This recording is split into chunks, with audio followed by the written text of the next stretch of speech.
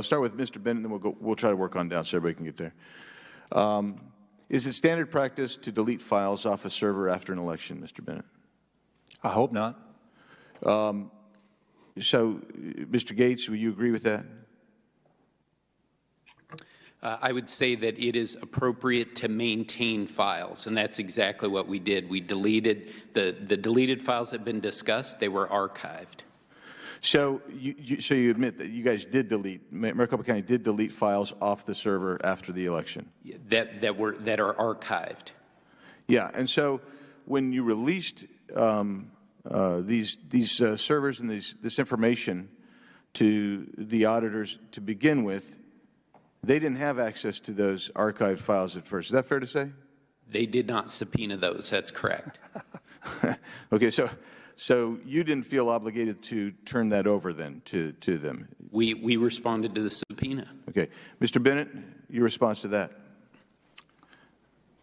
I find it, frankly, laughable to suggest that a county, in response to a subpoena, could say we will delete files from the hard drives and materials that we give to the auditors because we have those files archived on data that we did not give to the auditors when the subpoena said turn over all the records related to the election. Yeah, see, that's the way I read the subpoena. It was more broadly than the county read it, for sure. So, so your Twitter account mentions that the purging of the 2020 election database in the beginning of February is a standard practice. Can you please confirm for me that that's what you do for all elections, after all elections that you do that? I cannot confirm that for you today, but we can certainly get you that answer, Congressman. Thank you. Mr. Chairman, can you confirm that today or not? I really can't confirm that either today. I just know that because there is limited space on these servers, when you have to run another election, then you have to make room for the additional election data. So was there additional?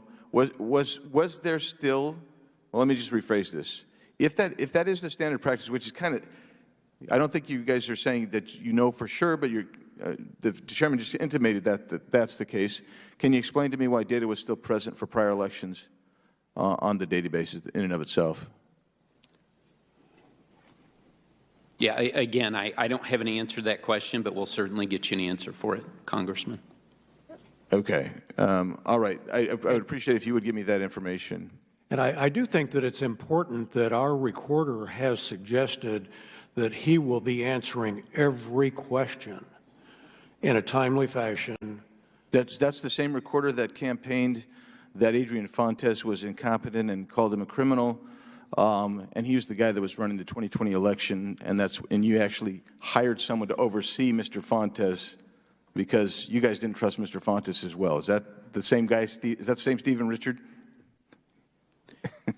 Yeah, I wouldn't put it that way exactly. But what we did was we did have statutory and boards, as you know, Congressman, boards of supervisors have responsibility for election day operations, yep. And we took that back so that we would have 4 Republicans and 2 Democrats overseeing the 2020 election. We thought